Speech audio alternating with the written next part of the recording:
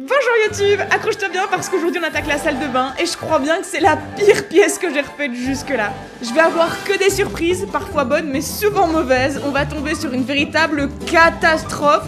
Je vais devoir changer tous mes plans, mais comme d'hab, on le fait dans l'humour et la bonne humeur. Bienvenue sur le chantier du chaos, mais juste avant, faut que je finance mes travaux alors. Merci CyberGhost VPN qui sponsorise cette vidéo. Alors un VPN ça sert à plusieurs choses, ça va de la sécurité au divertissement en passant par les réductions pour les voyages. CyberGhost VPN c'est un réseau privé virtuel. La première utilité de cet outil c'est protéger tes données en ligne. Quand tu te connectes sur un wifi public, que ce soit à la gare, dans un café, à l'école ou peu importe, tes données privées peuvent être beaucoup plus facilement volées par des personnes mal intentionnées. Des méchants hackers malveillants pourraient te voler tes codes de réseaux sociaux, tes photos privées ou même tes infos bancaires. Et puis derrière, ils peuvent te faire du chantage pour t'extorquer encore plus d'argent. Bref, on n'a pas envie que ça arrive. Ça, c'est la première fonction de CyberGhost VPN. Crypter tes données quand tu es en ligne pour garantir que personne ne puisse te les voler. Mais on peut s'en servir également pour des options un peu plus fun, comme par exemple débloquer l'entièreté des catalogues de plateformes de streaming. Grâce à ces 11 000 serveurs répartis dans 100 pays, CyberGhost VPN te permet de localiser ta connexion où tu veux. Supposons que je me connecte depuis les États-Unis, et bim, j'ai accès au catalogue Netflix des États-Unis. Je peux également faire pareil avec le Japon, la Corée ou peu importe. Et je sais qu'il y a également aussi beaucoup de Français qui utilisent CyberGhost VPN pour se connecter depuis la Belgique et regarder les courses automobiles. En gros, avec un VPN, tu peux débloquer tout le contenu géorestreint sur internet. Je t'ai également parlé de réduction, une des fonctions très appréciées de CyberGhost VPN, c'est les réductions quand on organise des voyages. Supposons que je veux réserver un hôtel en Italie.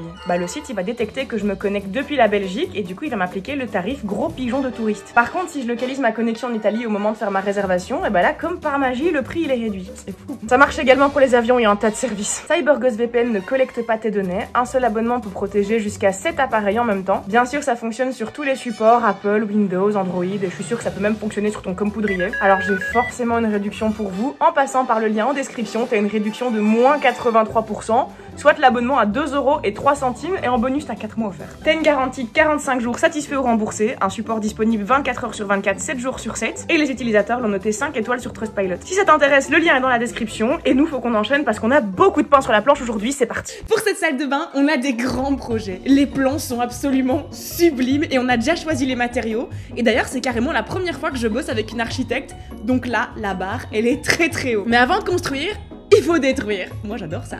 Et on va commencer par démonter les coffrages et les meubles. Enfin, démonter. Arracher, ça marche très bien aussi. Très bien comme ça. Je retire toutes les vis que je peux, mais en fait, en regardant bien, je me rends compte que ce meuble évier a été construit autour de la tuyauterie. C'est embêtant. Ouais, c'est embêtant, mais dans 30 secondes, ça va être embêtant et douloureux en bonus quand je vais me frapper la gueule avec la visseuse comme une abrutie. Aïe. Bon, en même temps, je l'ai bien cherché, j'ai pas arrêté d'insulter cette visseuse en disant qu'elle était faible. Elle s'est sentie obligée de prouver sa puissance. Oh, la puissance. Oh, on la sent bien. C'est sûr, le humble. Tout ça pour en plus ne même pas réussir à démonter ce fameux meuble parce que la tuyauterie elle passe de partout, je comprends rien, je sais pas comment démonter ce truc. Je reviendrai dessus plus tard mais là je vais passer à autre chose. Démonter les coffrages, normalement ça devrait déjà être plus facile. Quand même, on s'en remettra jamais de cette prise qui est à cheval sous le coffrage, c'est parfait. Bon là par contre c'est super simple, j'ai genre 3-4 vis à dévisser et puis je peux retirer la planche. Dans le chaos comme d'hab. Et en parlant de trucs comme d'hab, même si j'ai déjà eu une tonne de surprises dans cette maison, je ne cesserai jamais de m'étonner quand je trouve des trucs bizarres derrière chaque coffrage. Ah ouais, un câble électrique à côté de la plomberie, c'est original ça. Je me fie à la couleur, au moins c'est un fil de terre, c'est déjà ça. Et au sujet de ce fil de terre, il faut qu'on parle. Il y a 2 semaines, j'ai fait un TikTok où je montre 2-3 étrangetés trouvées dans cette salle de bain, notamment ce fil électrique. Et je me suis retrouvée avec la moitié de la France dans les commentaires qui va me dire « Oh non, t'es super bête, c'est totalement normal de raccorder la tuyauterie avec un fil de terre. » Oui, Michel, là-dessus nous sommes d'accord. Mais pour ça, il faudrait peut-être que le fil de terre soit attaché à la tuyauterie pour commencer, tu penses pas? Et ici, qu'est-ce qu'on constate si on ouvre ses yeux? Oh, le fil n'est attaché à rien. Ah, mais elle est teubée, c'est la terre, elle est censée être soudée sur la plomberie en cuivre. Oui, Marie-Christine, on est d'accord. Mais ouvre tes yeux et tu verras que c'est pas soudé. Ah, vraiment, la communauté TikTok m'a gonflé ce jour-là. Franchement, heureusement qu'il y a la communauté YouTube qui rattrape tout. J'ai posté la même vidéo ici et vraiment 2 salles, 2 ambiances, vous êtes trop déçus. Bref, voilà, j'ai piqué mon caca nerveux, ça va mieux, je me sens bien, on peut continuer. Et justement, on va pas repasser à la suite parce que pendant que je piquais ma colère en voix off, la moi de la vidéo a eu le temps de démonter les coffrages. Et derrière, on trouve un tas de trucs. Des tuyaux oxydés par des fuites d'eau, une stalagmite, de la mousse isolante qui sert à on sait pas quoi, des arrivées d'eau raccordées à rien, une évacuation d'eau bouchée avec un sac plastique dans les règles de l'art, un câble qui causera beaucoup de discorde dans mon espace commentaire, des petits bouts de tuyaux en guise de pied pour la décharge, des trous mystérieux, des arrivées d'eau encastrées avec soin. Dites-vous que sur TikTok, les gens ils ont vu tout ça et ils avaient quand même l'énergie de défendre ma salle de bain. Non, Elle était nulle cette salle de bain. Nul! Nul, nul, nul, nul! Et vous avez pas encore tout vu, le meilleur arrive. Mais avant de trouver la vraie nullité de cette salle de bain, je trouve quand même 2-3 trucs sympas. Eh ben ils ont pris mon idée des aimants, c'est une super idée ça, mais ils auraient dû mettre des scratchs, ça marchera encore mieux. Voyons voir ce qu'il y a sous cette baignoire. Sacré bordel là-dessous. Bon, j'y vois pas grand chose dans cette petite ouverture, mais de toute façon on avait prévu de retirer complètement la baignoire, donc cassons le carrelage, comme ça j'y verrai plus clair. J'adore casser des trucs, ça va être trop bien. Au début, je sais pas encore trop de quoi est faite la plaque derrière le carrelage, donc je tâtonne encore un petit peu, je teste quelle méthode de destruction fonctionnera le mieux. Je tape dessus, je tire, je pousse, je casse les coins pour voir si je trouve des vis, mais finalement c'est quand même arraché qui marche le mieux. Ok. Oh, en vrai, c'est pas trop con de mettre de l'isolant à cet endroit-là. Non, en vrai, c'est pas complètement con, ils avaient quand même de l'idée, ces gens. Bonne idée, oui, mais on reparle de cet isolant dans quelques minutes. En fait, dans cette maison, la plupart des travaux ont été faits avec de bonnes idées et une très mauvaise exécution. Ici, par exemple, les aimants sur un carrelage pour créer une trappe d'accès, bonne idée. Faire tenir les aimants avec du scotch qui passe à travers la colle à carrelage, mauvaise exécution. Après, je vais pas trop m'en plaindre parce que ce qui est pratique pour moi, c'est que comme c'est mal fait, c'est plutôt facile à démolir. Je suppose que si ça avait été fait dans les règles de l'art, ça aurait été beaucoup plus compliqué à démonter. Ils ont oublié un croisillon. Un croisillon, c'est rigolo. Meuf, il te fera beaucoup moins rire ce croisillon d'ici quelques minutes. Ouais, vas-y, c'est bien rigolo, on en reparle dans 2 minutes. Oh, des crottes de soirée, comme d'hab. Alors, les vis, ça, on va garder. Moi, ça me gêne pas si je suis radin. Maintenant que j'ai accès à l'isolant, je peux le retirer, mais il est pas en très bon état. Il me dégoûte un peu, je vous avoue. Oh, ça pue en plus. Ça pue et ça retenait l'humidité. Ça a fait pourrir le plancher, ça c'est génial. Oh, le début des problèmes. C'est maintenant que le fun commence. En gros, isoler sous une baignoire, bonne idée. Ça garde la chaleur plus longtemps, économie d'énergie, et un bain plus chaud, c'est agréable. J'en ai laissé plein de croisillons. Ouais, ça aussi c'est de la merde. Mais revenons sur l'isolant. Si tu veux isoler sous ta baignoire, tu dois penser à mettre un pare-vapeur. Sinon, toute l'humidité, elle va rester piégée dans ton isolant, qui va bien retenir toute l'eau pendant des années, faire moisir ton plancher. Et un beau jour, la baignoire aurait traversé le plafond pour se fracasser un étage plus bas, joie et enthousiasme. Mais alors que je n'avais pas encore compris l'ampleur des dégâts et que je pensais qu'un petit peu de pourriture sur mon plancher ce serait le pire, je vais découvrir un truc encore plus chouette. C'est quoi cette jolie petite tache noire sur le mur? Faudrait pas que je respire ça en vrai. Ah non, je te le confirme, il faut pas respirer ça, ma grande, pas du tout. Je vais filmer d'un peu plus près pour voir de quoi il s'agit, avant de comprendre qu'en fait c'est de la putain de moisissure noire. Celle qui provoque de l'asthme, des troubles neurologiques et qui est genre ultra nocive pour les poumons et le cerveau. Les travaux devront attendre parce que là, on arrête tout et on déclenche l'alerte moisissure. 23-19, on a un 23-19. 23-19, on a un 23-19. Alerte rouge, alerte rouge, alerte rouge, alerte rouge.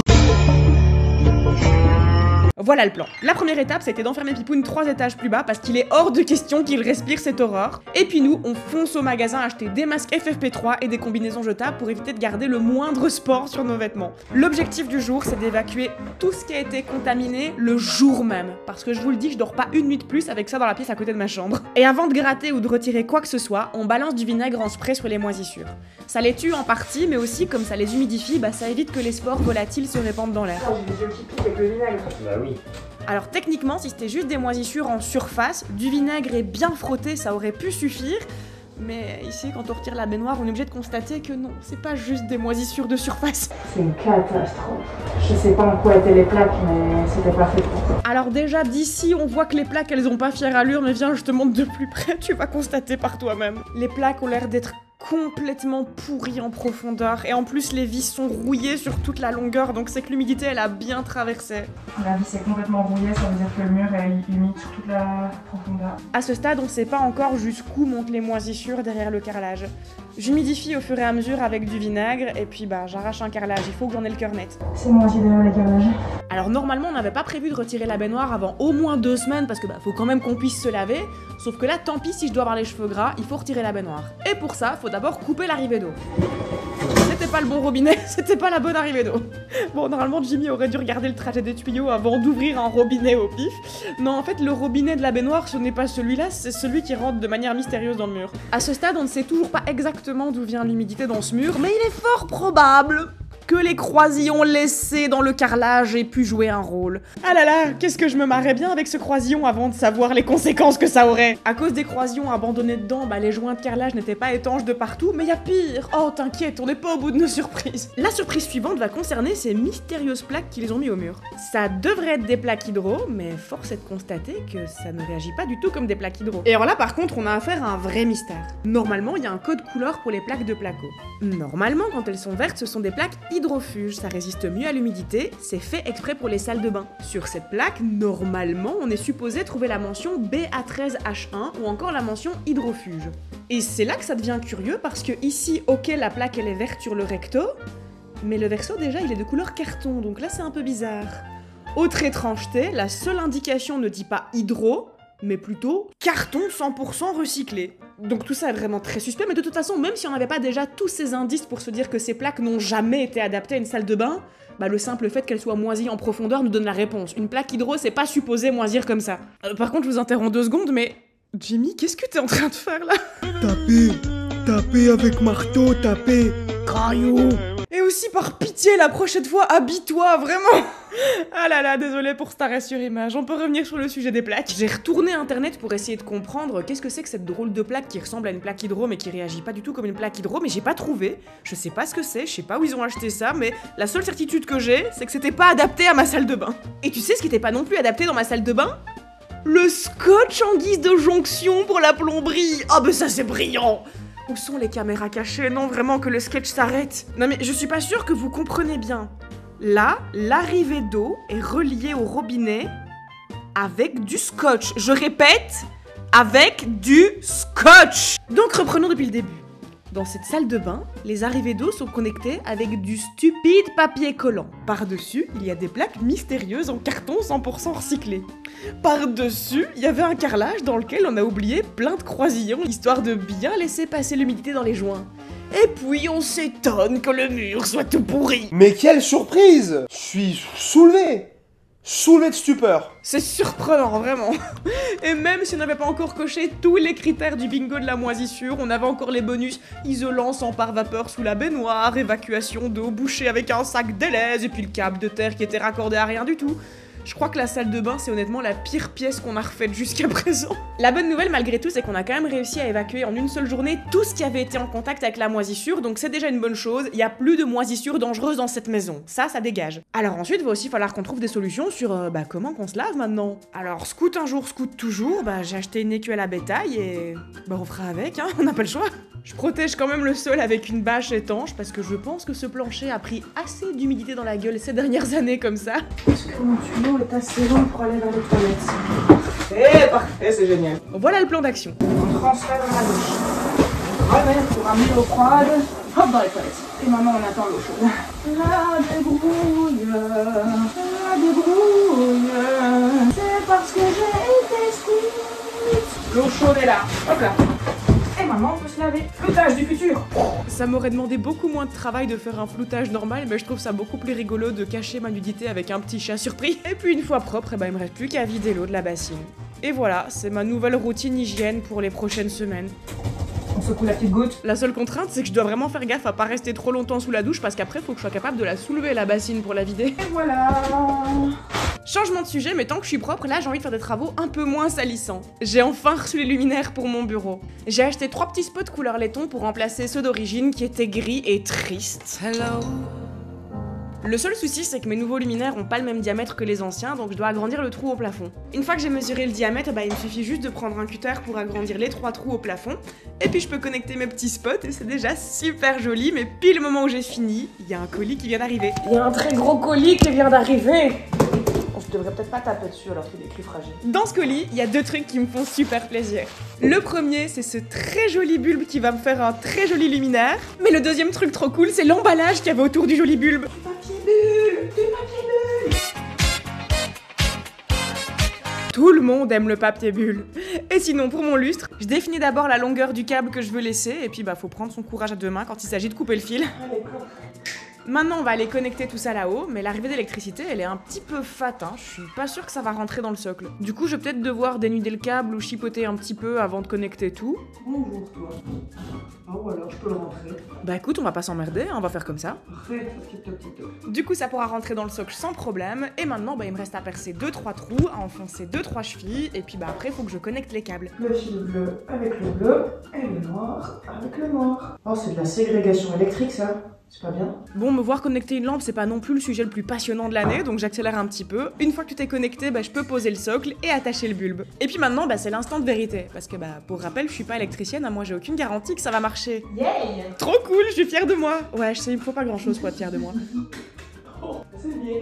Tada! Maintenant qu'on a de la lumière, mon bureau est quasi fini. Il manque encore un ou deux petits détails, mais ça vient plus tard dans la vidéo. D'ici là, il faut qu'on se repenche sur cette histoire de salle de bain. Il reste encore beaucoup de boulot. Jusque-là, on s'était concentré uniquement sur la moisissure et l'urgence de la dégager, mais en fait, ça change quand même pas mal nos plans pour cette pièce. On pensait pas devoir changer les plaques des murs, mais vu qu'on a arraché une partie du mur, bah maintenant, faut finir ce qu'on a commencé et tout arracher. La bonne nouvelle, c'est que maintenant qu'il n'y a plus aucune moisissure dangereuse à respirer, bah je peux laisser Pipoun rester près de moi et observer ce que je fais. Mais même si me regarder faire des travaux, c'est très intéressant, on peut dire que ce chat a le sens des priorités. Ça y est, il avait un pigeon. Le sens des priorités, moi je vous le dis.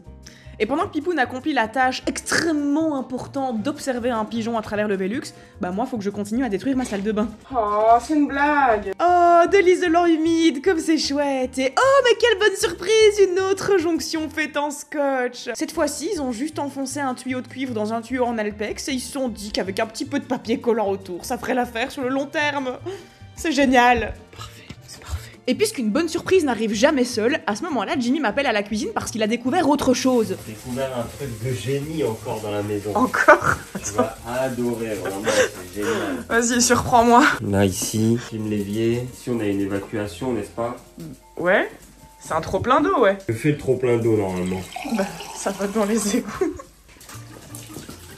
Les égouts. Oh, c'est une blague. Ah, depuis que j'ai acheté cette maison, j'ai le rire facile. Hein. De toute façon, il n'y a pas le choix, c'est ça où je pleure. Les gens vont croire que c'est coupé au montage et qu'il y a un trucage, donc je la fais à la verticale. Non, mais de toute façon, les égouts, c'est surfait, hein. Non, bah non. Non, le plancher, c'est très bien pour évacuer les eaux usées. Oh, je sens que quand on refera la cuisine, ce sera la pire des pièces. Et je dis ça alors que je suis en train de faire la salle de bain. Et maintenant que j'ai fini de détruire le premier mur, bah il me reste encore un tas de trucs à faire. Vous vous souvenez quand j'ai passé un temps fou à décaper cet encadrement de porte? On va l'arracher. Parce que ici, je veux plus une porte, je veux une douche. Bah ouais, j'ai déjà plein de portes dans cette maison, mais j'ai pas une seule douche. Et moi, j'ai envie d'avoir une douche. Alors voilà. Mais écoutez, on apprend tous les jours. Aujourd'hui, on a appris à quoi ressemble une porte quand on la démonte. En fait, c'est vraiment bêtement un bout de bois mouluré cloué dans le mur avec des grands clous. C'est tout. En soi, j'ai cette porte-là qui est moche et qui aura besoin d'un bel encadrement de porte. Je peux le garder. Je le garde. Du coup, je démonte cette porte le plus proprement possible et je vais stocker ça quelque part en attendant de me décider. Notre belle lampe, notre très belle lampe. Notre lampe, notre magnifique lampe. Ah non, vraiment, je suis fâchée, il faut surtout pas l'abîmer, cette belle lampe, on voudrait la garder.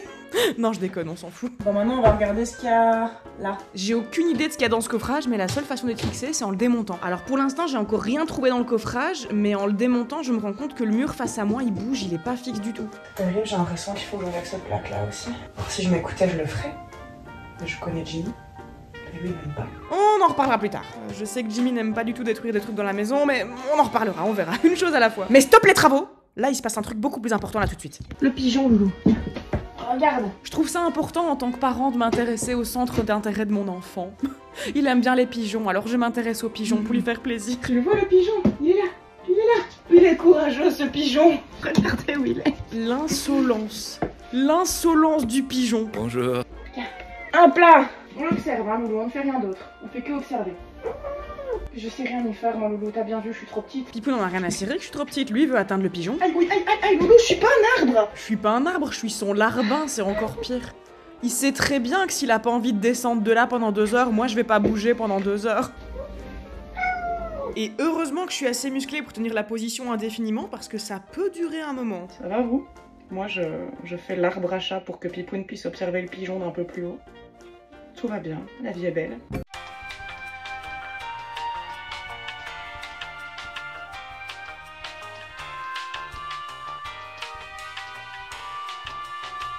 Ah, je vous l'ai dit, ça peut durer un moment, hein. Mon seul espoir d'être libéré, c'est que le pigeon s'envole. Salut les losers. Il est parti, le pigeon. Allez, on descend. Merci mon petit cœur. Après avoir resserré les liens familiaux, bah, je peux reprendre là où j'en étais, et alors même quand la visseuse échoue, maintenant j'ose plus être méchante avec elle. Mais si, tu peux le faire. Et finalement la gentillesse ça marche toujours. Tu peux le faire. Il suffisait juste de Belièvre, croire en tes rêves. Belièvre. Belièvre! Bon, on va enfin en avoir le cœur net, à quoi est-ce qu'il servait ce coffrage? Donc effectivement, ce coffrage ne cachait rien du tout.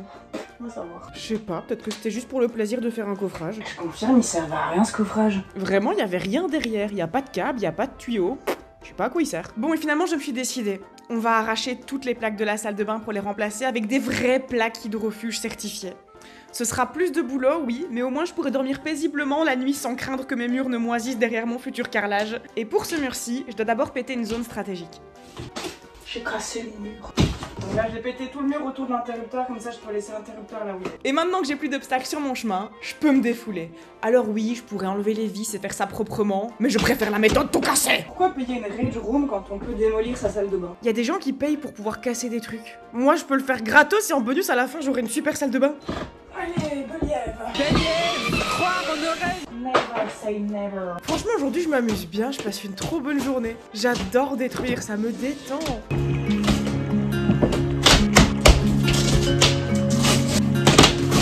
Ok, on évacue tout ça maintenant. C'est parti pour des allers-retours. Ouais, ça c'est la partie qui est un peu moins relaxante. Allez Aline, le cardio. Toutes ces années que j'ai passées à m'entraîner sur un escalier déroulant, c'était pour ce moment, c'est maintenant qu'il faut rentabiliser l'entraînement. Un petit nettoyage vite fait, on essaie de pas accumuler trop la poussière de travaux, et puis on peut passer à la suite. Maintenant, faut que je vide le radiateur pour pouvoir le décrocher. Je vais commencer par fermer l'évacuation d'eau juste ici. Généralement, elle est cachée par une espèce de petit capuchon. Ici, par contre, bah ma pièce, elle est grippée. Ça arrive souvent. Mais pour ça, j'ai un tournevis vraiment génial. Je peux plier le manche pour en faire une poignée, et du coup, bah c'est beaucoup plus facile d'appliquer de la force pour tourner la pièce. Une fois que j'ai bien serré le T d'évacuation, bah j'ai dû me battre un peu avec le radiateur parce que cette espèce de voleur a voulu garder la tête de mon tournevis. Allez, rends-moi mon tournevis. Mais allez, rends-moi. Ça y est, il m'a volé mon tournevis. Là, j'ai pas le temps pour ces conneries, on va sortir les grands moyens. Mais rends-le-moi. Non mais dis donc, c'est mon tournevis. Allez bref, on peut enfin vider le radiateur. J'ai fermé l'arrivée d'eau ici et l'évacuation de l'autre côté. Et puis étape 1, c'est d'ouvrir la valve juste ici, comme si je purgeais simplement le radiateur. Et puis maintenant, on attend jusqu'à ce que le radiateur ait fini de couler. Le truc, c'est que bah, là, ça fait 15 minutes que mon radiateur fait pipi. C'est un peu long comme pipi. 20 minutes later. 25 minutes. Mais ça y est, maintenant, le débit commence à réduire un peu. Peut-être qu'il arrêtera de faire pipi aujourd'hui.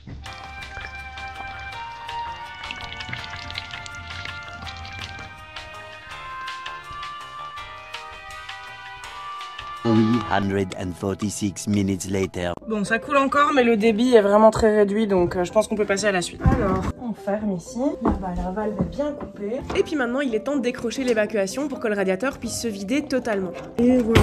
Je bouge avec mon doigt le temps de ramener le seau. Alors oui, il y a déjà plein d'eau qui a coulé par terre, mais t'inquiète, j'ai mis des lots que je vais essuyer. Sauf que finalement, je me rends compte que ce sera quand même vachement plus facile avec des Tupperware en fait. À chaque fois que le Tupperware est rempli, bah je bouge simplement l'arrivée avec mon doigt le temps de le vider. Et là aussi, je passe un super moment parce que je trouve ce bruit extrêmement apaisant. Écoute, c'est trop agréable. À chaque fois que mon Tupperware est rempli, bah, je bouche le trou avec mon doigt le temps de vider le Tupperware dans un plus grand seau. Et puis bah, une fois de temps en temps, faut quand même que je vide le seau dans les toilettes. Et à l'air de rien, il y a beaucoup d'eau dans un radiateur. Je crois qu'au total, j'ai dû évacuer l'équivalent de 3 grands seaux dans les toilettes avant que le débit se ralentisse. C'est bon, t'es bien vide, toi. Maintenant, on va aller décrocher l'autre côté. Ici. Alors la valve est bien fermée, mais maintenant, faut que je la décroche. Ok. La seule difficulté à ce stade, bah, c'est le boulon qui est un petit peu grippé, mais normalement, il n'y a plus d'eau dans le radiateur, donc ça devrait pas couler. Ok, j'aurai besoin de Jimmy. Faut qu'on soulève les deux côtés en même temps, et ça, je ne sais pas faire. Bah ouais, malheureusement, j'ai que 2 bras, et même s'ils sont puissants, ils sont pas très longs. C'est bon. Maintenant que le radiateur est décroché, bah, je vais enlever les attaches au mur. Me fait tourner la tête. Bien sûr que c'est rouillé, mais bien sûr. Quelle bonne idée de mettre des plaques pas étanches dans une salle de bain. C'est parfait, comme ça, l'humidité bien en profondeur dans tous les murs. Quelle brillante idée, j'adore ces gens. Bon, d'un côté ça me saoule, mais de l'autre côté je suis soulagée de me dire qu'au moins j'enlève pas les plaques pour rien. Parce qu'on pourrait croire que je sais exactement ce que je fais et comment gérer les problèmes que je rencontre sur mon chantier. Mais en réalité, j'en sais rien, je suis souvent en impro total. Écoute, dans tous les cas, ça va me forcer à apprendre comment on met des plaques, ça me fera une nouvelle corde à mon arc et j'aurai appris un truc. Donc quoi qu'il arrive, j'ai eu raison d'arracher ces plaques. C'est toute une philosophie, tu sais. Je ne me trompe jamais, moi. Bien sûr que non, tout ce que je fais, c'est trouver des occasions d'apprendre des trucs. Le déni. Le déni. À l'heure où je vous parle, j'ai toujours pas la certitude absolue que retirer les plaques était la seule bonne solution. Mais bon, écoute, c'est fait, de toute façon, j'ai déjà payé les nouvelles plaques, donc c'est plus le moment de se poser la question. On arrête de réfléchir et on avance. Et l'étape suivante, c'est de retirer mon magnifique lustre. Oh, qu'est-ce qu'il est beau! Et est-ce qu'on est surpris si je vous dis que le lustre n'a jamais été accroché au plafond, mais qu'il était juste accroché au fil de terre? C'est pas supposé être relié à la lampe, ça, le fil de terre? D'accord. Wow, on n'est plus à ça près, hein. Allez, question suivante, on fait quoi de ce mur? On le détruit. Ma réponse par défaut quand je suis pas sûre de quoi faire. La destruction. Si c'est pas une plaque, c'est quoi ce truc là-bas alors? Ouais, parce qu'il y a une partie de mon mur qui bouge clairement. Au début, je pensais que c'était une plaque de plâtre qui s'était décrochée, mais finalement non. Mais bon, écoute, dans le doute, qu'est-ce qu'on fait? On détruit. Pour ce mur-là, par contre, j'ai pas trop de doute. Je pense vraiment que j'ai bien fait de l'arracher. J'ai quasi aucun effort à faire pour le retirer. La croûte de plâtre, elle vient sans effort. Elle est déjà complètement désolidarisée du mur de briques. Et vu tout le travail que ça va me demander de carreler ce mur, bah j'aime autant carreler sur une surface qui tiendra dans le temps en fait.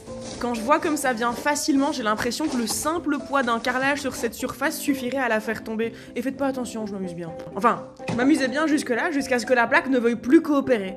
Pourquoi subitement elle tient super bien? J'ai beau m'esquinter, y a plus rien qui veut se décrocher. J'essaye en tapant dessus au marteau, j'essaye aussi au pied de biche, j'essaye le marteau burin, mais là clairement ça tient vachement bien ce truc. Mais bon, rassurez-vous, même si ça demande beaucoup plus d'efforts, que c'est un peu moins satisfaisant et que ça me demande plus de patience, on est toujours sur mon activité préférée. Destruction! Bon bah forcément la cadence est ralentie, et un autre petit désavantage c'est que bah à force de donner autant de coups de marteau, il y en a forcément quelques-uns qui finissent par atterrir sur mes pouces. Heureusement que c'est solide hein, les os du pouce. Ouais, sinon je me serais cassé la main au moins 10 fois ce jour-là. Alors sinon pour les gravats, j'ai oublié de le préciser, mais j'ai quand même pensé à boucher l'évier. Je sais qu'on va le remplacer, mais bon, si je peux encore avoir un robinet en état de marche d'ici là, ça m'arrange. À ce moment-là, j'en ai quand même un petit peu marre de me taper sur les doigts, donc je me dis que je vais essayer en partant de la droite. Si ça se trouve, ce sera plus facile comme ça. Et effectivement, à droite, la plaque ne tient de nouveau pas. Mais j'ai compris, en fait, c'est la cheminée qui pose problème. Ben oui, regarde, la seule zone où la plaque veut pas lâcher, ça suit le trajet de la cheminée. C'est une bonne nouvelle, ça veut dire qu'au moins toute la zone à droite, je devrais pas m'esquinter pour l'arracher. Et effectivement, c'était bien ça. La zone à droite, de nouveau, c'est hyper facile, je peux juste tirer sur la plaque, limite à main nue, et ça vient tout seul. Du coup, j'ai pu aller super vite pour la deuxième moitié du mur. Cette partie-là, je l'ai eu faite en peut-être 20 minutes max, quelque chose comme ça. Alors juste, pour ceux qui restent sur la cheminée, je m'en occuperai un autre jour, parce que là, j'ai vraiment trop mal au pouce. Tada! C'est affreux, j'ai plus de pouce. Effectivement, c'est pas très beau. Et en plus, malheureusement, c'était une tâche très salissante pour mes cheveux. Bon, et ben moi là maintenant je vais me laver les cheveux, ça va être un défi. Ouais, parce que pour le coup, quand je me lave les cheveux, ça consomme un peu plus d'eau. Et après, bonne chance pour vider le bac dans les toilettes.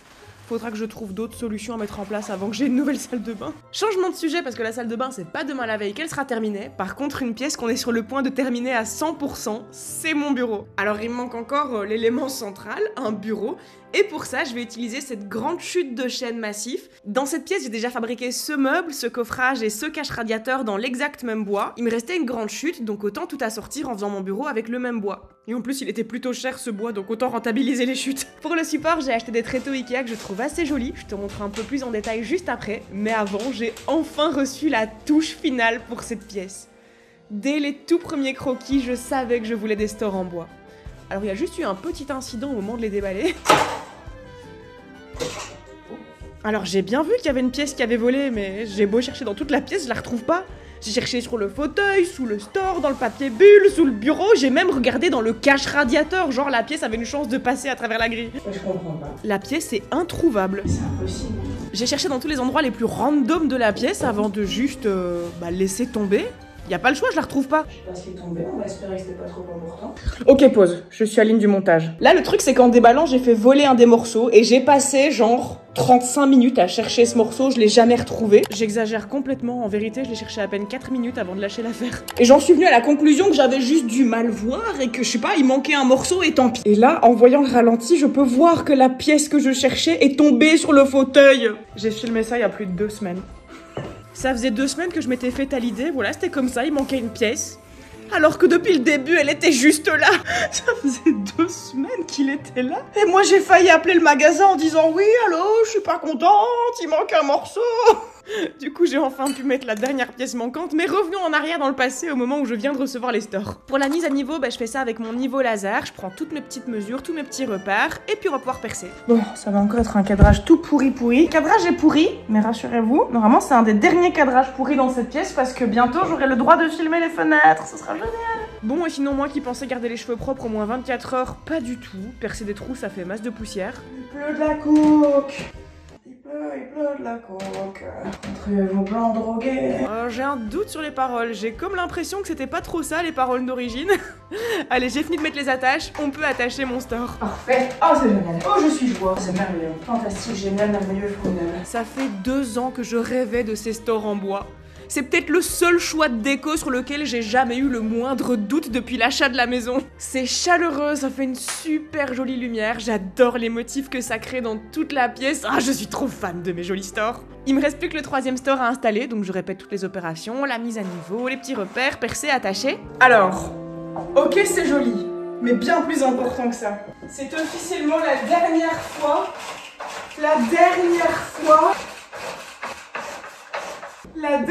que je devais flouter les fenêtres. Non, vous vous rendez pas compte, c'était très pénible. Et en plus, je peux régler.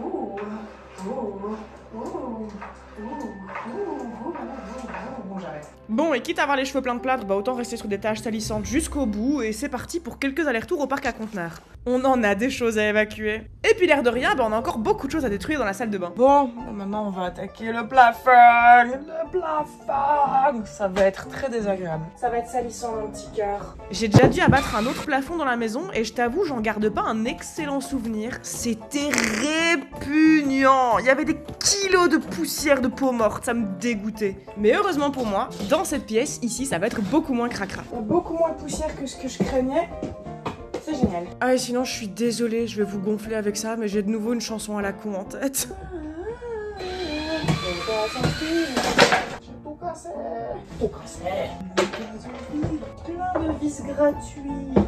Moi, vous pouvez me traiter de radin. Ça, on garde. Ça me gêne pas si je suis radin. Toutes les vis qui sont pas rouillées, je garde. En plus, il va me falloir une tonne de vis quand je devrais mettre les nouvelles plaques, donc ce sera ça de gagner. Et autant sur les murs, la quasi-totalité des vis était rouillée, mais sur le plafond, elles sont en bon état, donc le plafond était sec. C'est une bonne nouvelle. Poisson Steve,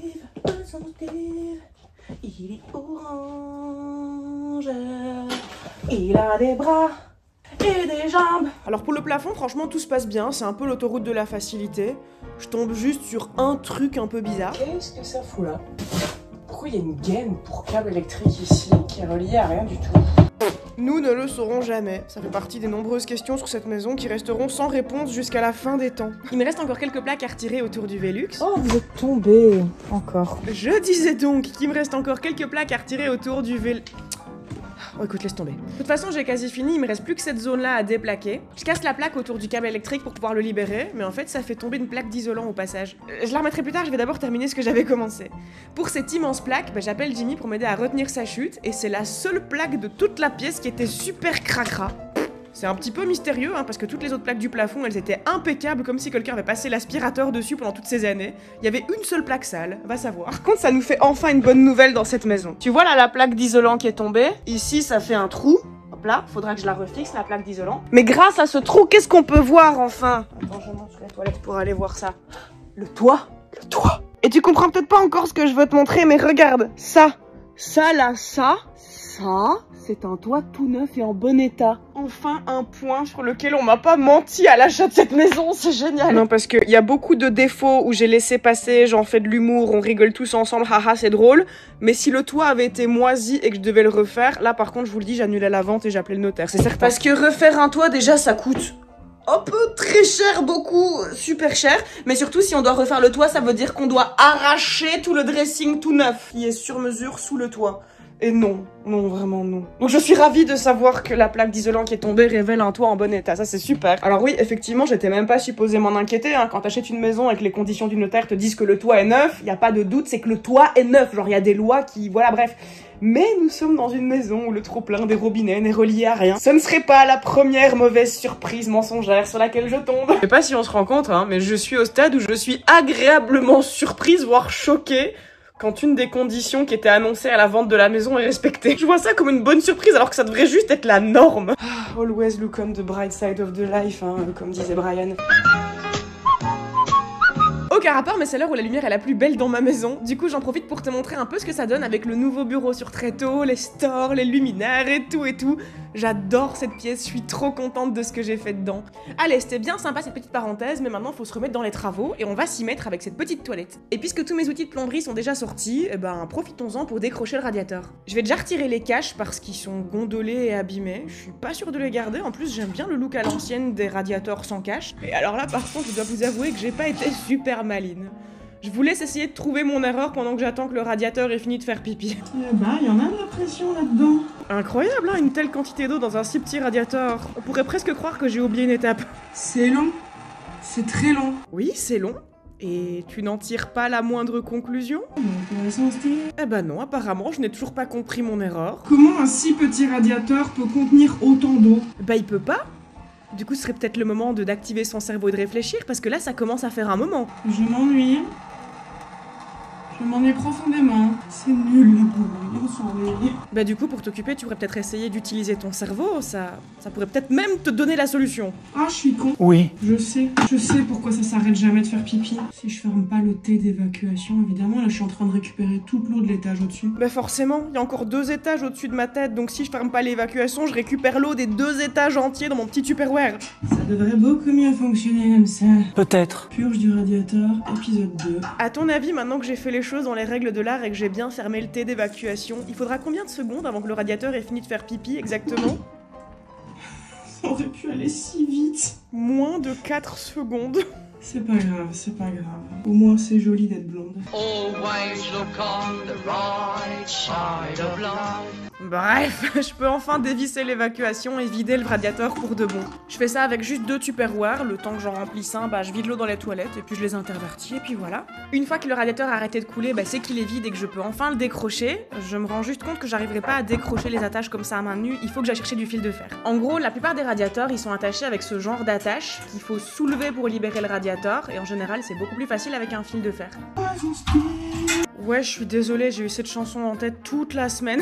Des bras et il coule le radiateur. Maintenant que le radiateur est décroché, bah, je peux regarder ce qu'il y a derrière. Un plafonnage moche et pas terminé. Je vais commencer par casser tous les petits boudins sur le côté, là, qui créent du relief. Au passage, je me rends compte que l'attache pour les tuyaux, bah déjà, elle attache plus rien du tout, il manque un morceau, et en plus, elle est placée trop haut, ce sera pas aligné si je la laisse là, donc je vais l'arracher. Enfin, je vais essayer de l'arracher, rater pathétiquement, et puis aller chercher la scie à métaux parce que j'ai jamais réussi à l'arracher. Et puis à la fin, j'ai tapé dessus avec un marteau. Ça a marché. Et puisque j'ai l'intention de replafonner toute la zone, eh ben je me dis que je vais mettre du béton contact. Ça fera une meilleure accroche et de toute façon, j'ai accidentellement acheté un pot de béton contact beaucoup trop gros il y a 2 ans et je n'arrive toujours pas à m'en débarrasser. Donc à chaque fois que j'ai l'occasion de l'utiliser, j'utilise du béton contact. Pour la suite, je retire la plaque de chasse et je vais même mettre du scotch sur mes toilettes. Tous les jours, Pipo nous voit faire des choses qui n'ont aucun sens pour lui. Va expliquer à un petit chat pourquoi son humain met du scotch sur sa litière d'humain. Et en plus, elle le fait en adoptant des positions absolument absurdes. Bref, vous les humains, vous comprendrez. Je protège les toilettes parce que là, j'ai l'intention de peindre. Eh ben, c'est pas le moment d'avoir envie de faire caca. Avec un pinceau sec, je m'assure que le scotch est bien enfoncé entre la cuvette et la plaque. Mais pour les murs, je t'avoue, j'ai pas mis de scotch, je protège rien du tout. On s'en bat la race de dépasser sur les autres murs, parce que les autres murs, on les peindra plus tard. Je retire les étagères pour les peindre séparément, et puis à l'attaque. Bon, par contre, pour se faire un vrai avis sur la couleur, il faudra attendre la 2e couche. Une seule couche, c'est toujours moche, ça suffit pas. D'autant plus qu'ici, c'est même pas de la peinture, c'est un primaire d'accroche qui a la même couleur que ma peinture, donc c'est normal que la texture, elle soit foireuse. Ensuite, je fais la même chose avec les étagères. En attendant que ça sèche, je me dis que j'irai bien nettoyer mon radiateur. Ce qui est pratique, c'est que je peux faire ça dehors, et donc je me prends pas la tête, je balance juste des seaux d'eau bouillante dessus. Oh, c'est bon, ça marche. Allez, si tu veux, je frotte un peu à la fin pour te faire plaisir. Genre, oh là là, regarde, j'ai récuré le truc à la force de mes bras. Non, j'ai juste balancé de l'eau bouillante dessus et ça marche super bien. Maintenant qu'il est propre, on peut voir que la peinture, elle est plus toute fraîche partout. Il est même rouillé à plusieurs endroits. Donc le projet, c'est de le repeindre. Mais avant ça, il faut griffer la surface pour créer une accroche. Non, tu fais chier avec ton poisson Steve, ça y est, même moi j'en ai marre. Tais-toi et peins. J'adore cette chanson, mais je l'ai beaucoup trop chantée et beaucoup trop entendue ces dernières semaines, ça y est, j'ai ma dose. Pour revenir sur mes travaux, la couleur que j'ai choisie pour le radiateur, c'est pas du blanc, c'est une espèce de sable chaleureux, ça devrait s'accorder parfaitement avec le papier peint avec des lémuriens. Je sais pas si tu te souviens de ce papier peint qu'on avait mis sur la porte des toilettes, mais je l'aime toujours autant. Bref, c'est l'heure de la première couche de peinture pour le coffrage des toilettes. Alors là, je t'entends déjà me dire « Gnu, t'avais déjà mis une première couche, mais je te rappelle, c'était pas de la peinture, c'était de l'accrocheur couleur peinture, nuance !» Donc là, c'est effectivement la première couche de peinture. Il en faudra 2 au total. Sauf que j'ai un souci. Qu'est-ce que c'est que cette jonction affreuse? C'est dégueulasse. Ça faisait longtemps que je l'avais plus utilisée, mais cette jonction mérite un bon vieux. Vous êtes laide. Ah oui, vraiment très très laide. À la base, cette jonction, j'avais essayé de la smoother avec de l'acrylique, mais c'était clairement pas la bonne option. C'est turbo moche. On va poncer tout ça et recommencer sur des bases neuves. Ça, c'est un truc que j'ai vraiment appris ces 2 dernières années sur mon chantier, c'est essayer des trucs sans craindre de se planter. Dans les travaux, tout est démontable et recommençable. Il n'y a pas d'erreur qui soit irréparable.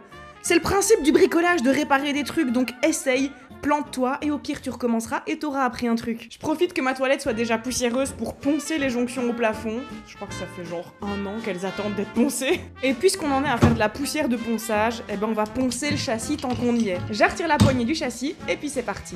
Si je dois poncer cette fenêtre, c'est parce que j'aimerais bien la repeindre. Et alors, d'une, il faut que je la ponce pour pouvoir créer une accroche pour ma peinture.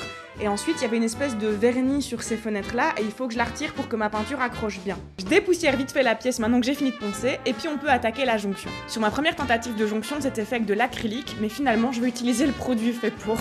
J'ai découvert ce truc quand j'ai fait ma bibliothèque, c'est un reboucheur spécial MDF. En gros, quand j'ai poncé, j'ai créé un petit creux en mettant ma ponceuse de biais et maintenant, je vais remplir ce creux avec la pâte spéciale MDF. Quand elle aura séché et que je l'aurai poncée, elle aura exactement la même texture que tout le reste de la plaque et donc normalement là la jonction elle devrait être invisible. Mais bon, avant d'être fixé, faudra attendre que ça sèche, mais d'ici là c'est pas comme si on manquait d'activité. Là on va peindre le châssis. Pourquoi je me fais chier à mettre du scotch si finalement je fais tout à main levée? Pour le plaisir de perdre mon temps. Oh do you know le poisson Steve, c'est qui est orange et qui a des bras, celui qui a même carrément des jambes. Autant je me suis lassée du poisson Steve, autant de Muffin Man elle est indémodable. Dans 80 ans je la chanterai toujours. C'est chiant de ouf ce contre-jour. Alors vous avez été plein à me conseiller depuis le début de ces travaux de mettre des lunettes de protection. Je l'ai jamais fait parce que je suis bête.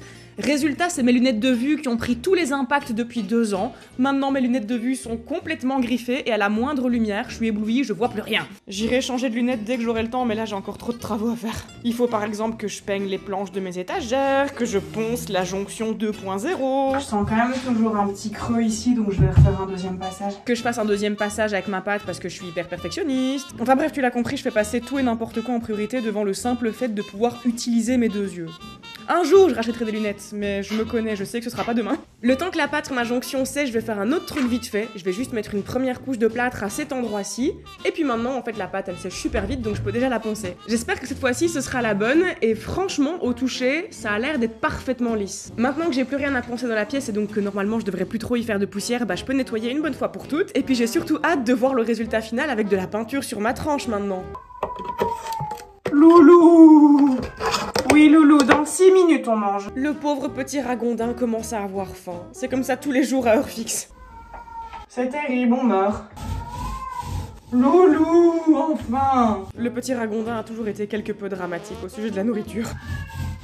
Je vais pas t'oublier, Loulou, t'inquiète, t'auras à manger. Bon, pour le résultat, faudra attendre la 2e couche et que tout soit sec, mais d'ici là... Allez, on va nourrir le pauvre petit chat affamé. Puisqu'il meurt de faim, le pauvre qui est maltraité et négligé. Ah oui, c'est très certainement le chat le plus mal aimé et négligé de toute la planète. Aucun chat avant lui n'a été aussi malheureux. Allez, couche 2.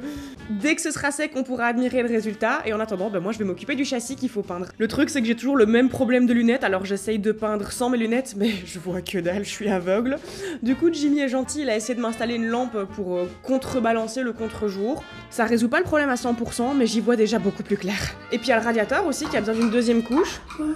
Non, ta gueule, on en a marre. Arrête de chanter et peins ce radiateur. Vraiment.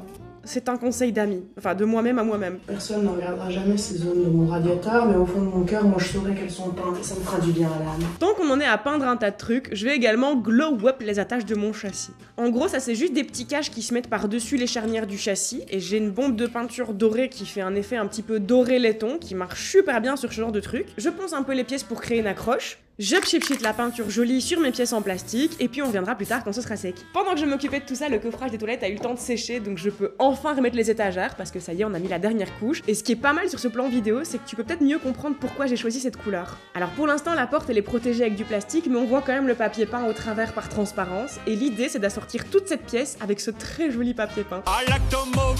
Maintenant, il reste plus qu'à remettre la plaque de chasse. C'est très dur de faire ça à une main. Allez, persévère, tu vas finir par y arriver. Non. Tant pis pour le cadrage de mes coudes. Voilà. La minute, tes cadrages ils sont tout le temps ratés. Ouais bah vas-y, essaie de faire les travaux humains, tiens, je te regarde. Voilà, très bien. Très bien, très bien, mais en vérité, tu sais, le vrai truc qui est très bien... Regarde-moi cette jonction. Regarde-moi cette jonction. Enfin non, tu peux pas la voir, elle est invisible. Tiens, pour rappel, ça ressemblait à ça avant. Et regarde, avec un coup de ponçage et un deuxième essai, bam, c'est impeccable. Une preuve de plus qu'avec les travaux, tu peux te permettre de rater, c'est pas grave. Y a rien d'irréparable, y a rien qu'on peut pas arranger. Pour la suite, il me reste une dernière couche à mettre sur le châssis, et puis je vais m'occuper de nettoyer les jolis tuyaux en cuivre. Enfin là, ils sont super moches, mais quand ils seront propres, ils seront jolis. Je les nettoie en ponçant légèrement la surface crasseuse, mais avec un papier ponce dont le grain est très fin. J'aurais pu aussi le faire avec de la laine de verre, mais j'en avais plus. Et franchement, quand je vois le résultat et à quel point ces tuyaux en cuivre sont jolis quand ils sont propres, j'ai du mal à comprendre comment les précédents occupants ont pu les laisser à l'abandon comme ça. Ils sont tellement beaux quand ils sont entretenus. Par contre, je devrais terminer un peu plus tard parce que Jimmy est sur le point de faire une activité très intéressante et je veux absolument être là pour voir ça. T'as déjà commencé? Heureusement parce que j'aurais été vraiment très triste de rater ça. Il est sur le point de détruire la baignoire. En gros, la baignoire est beaucoup trop grande pour rentrer en un seul morceau dans mon coffre et si on veut l'évacuer vers la déchetterie, bah il va falloir la couper en deux. Et pour ça, Jimmy a sorti la disqueuse. Et honnêtement, je sers un peu à rien là dans cette activité. Je suis là juste pour regarder et apprécier le spectacle. J'aime beaucoup ça. Pour revenir sur les tuyaux que j'avais laissés un petit peu à l'abandon, une fois que je les ai bien nettoyés, je vais les vernir. Ça ralentit l'oxydation et normalement ça permettra que les tuyaux restent propres très longtemps, même sans entretien. Et puis il me semble qu'à l'heure actuelle, les caches charnières pour mes châssis devraient être secs. Waouh, c'est de l'or. C'est de l'or. Croire en nos rêves. C'est de l'or, je l'ai décidé, personne n'a le droit de dire le contraire. Waouh, mais regardez-moi cette fenêtre 24 carats. Ça c'est de luxe. Et histoire de rendre ce châssis encore plus luxueux, je viens de recevoir la touche finale par la poste. Regarde-moi la beauté de cette poignée en laiton pour mon châssis. L'étape 1, c'est de regarder la longueur de la tige sur la poignée d'origine. C'est ceci, la poignée d'origine. Ici, la tige de ma nouvelle poignée est plus longue, donc va falloir la recouper. On a déjà fait ça plein de fois, donc je vais pas m'éterniser sur cette étape, mais simplement, je recoupe ça avec la scie à métaux. Oh, c'est génial. Oh, pour une fois que je dois pas poncer le châssis pour agrandir le trou. Parfois, il y a des bonnes nouvelles dans la vie. Always look on the bright side of the life. Regarde toujours le côté chouette de la vie. Mon téléphone a décidé que le côté chouette de sa vie, ce serait mon plafond. Regardez-moi cette poignée, 2 millions de carats. 2 milliards de carats. Waouh, regardez, on voit le reflet de mon téléphone dedans, tellement cet or est brillant. Brillant. C'est certainement pas de l'or au prix auquel je l'ai acheté. Je sais plus si je t'ai déjà donné la référence du site où j'achète toutes mes poignées. J'achète mes poignées de porte et de châssis sur le même site. Et jusque là, j'ai eu que des bonnes expériences avec eux, donc je peux te les recommander les yeux fermés. C'est Retro-Durbeslag. Le nom du site est turbo moche, mais leurs poignées sont turbo jolies, tu peux leur faire confiance. On a abandonné la salle de bain pendant quelques jours, mais on va s'y remettre et je vais commencer en remettant la plaque d'isolant à sa place. C'est des chutes de moulures. C'est des moulures que j'ai utilisées sur différents projets, mais là c'est des chutes qui sont beaucoup trop courtes pour que je puisse en faire quoi que ce soit de pertinent, donc elles vont servir à tenir ma plaque d'isolant au plafond. Ça fait le taf. Parfait. Dans les règles de l'art et des normes et tout ce qui s'ensuit. Ma passion dans la vie, c'est critiquer tous les choix bizarres des anciens occupants tout en faisant moi-même des choix tout aussi bizarres, mais en me convainquant que moi j'ai raison de le faire. Le déni. Le déni. Et au pire, si je fais une connerie qui est vraiment grave et qui peut avoir des conséquences, je sais que vous serez là dans les commentaires pour me prévenir et je pourrai rectifier le tir. Et sinon, mes pouces vont beaucoup mieux depuis ces derniers jours, donc c'est reparti. Allez, on va tout casser. Ça va de nouveau être long, être physique, je vais de nouveau me taper plein de fois sur les doigts et me faire mal aux mains, mais je ne saurais point l'expliquer. Démolir des trucs, c'est vraiment quelque chose qui me détend, ça me relaxe. Je vais être triste quand ma maison sera finie et que j'aurai plus rien à casser. Ça y est, j'ai une cloche. Pour les Français qui connaîtraient pas ce belgicisme, une cloche, en gros, c'est une ampoule au doigt. Mais c'est clairement pas ça qui va m'arrêter. Par contre, il y a un autre truc qui va m'arrêter. Je vais devoir arrêter parce que là, mon manche, il vaut plus rien du tout. J'ai cassé mon burin. Faudra que j'en rachète un parce que là, mon burin, il est foutu. Il est cassé. Et moi, j'ai plus de bras. Ouais, je vous ai fait un accéléré du futur, mais en vérité, ça faisait bien 2 bonnes heures que j'étais en train de taper sur ce mur. Puisque la journée est pas finie, je vais vite fait mettre une deuxième couche de plâtre à cet endroit-ci, et puis on a même le temps pour aller évacuer la baignoire au parc à conteneurs. Du coup, maintenant, on a évacué tous les déchets de la cour, et en plus, il fait beau, donc je me dis que je vais en profiter pour passer un petit peu de temps avec Pipoun dehors. Alors pour la suite de cet extrait vidéo, je pense que le mieux, c'est juste, je me tais et je vous laisse apprécier le moment. Vous avez le droit de rire. Pas pipi sur moi, loulou, pas pipi sur... Il m'a pissé dessus. Mon enfant que j'ai mis au monde m'a pissé dessus. Fous de ma gueule. Oui. Je suis entre le choc et le fou rire. Il avait jamais fait un truc pareil. Et en plus, je vous rappelle que j'ai pas de salle de bain en ce moment. Bon, je vais changer de pull. Voilà ma vie. mon chat me pisse dessus, moi je le poste sur YouTube et après je suis payée pour ça. Tout va bien. Honnêtement, je pensais que j'aurais déjà bien avancé dans ma salle de bain à l'heure qu'il est, mais on a eu de sacrés imprévus dans cet épisode. Le mois prochain, j'ai bien l'intention de me rattraper et j'ai déjà commencé. Merci à CyberGhostVPN d'avoir sponsorisé cette vidéo. Petit rappel, si tu cliques sur le lien en description, t'as une réduction de moins 83%, soit l'abonnement à 2,03 € par mois. Tu serais vraiment un petit chat en chocolat si tu pensais à t'abonner et à activer la cloche. Et moi, d'ici la prochaine vidéo, je te fais des gros boutous. Regardez comme il est beau, mon loulou. Regardez comme il est beau.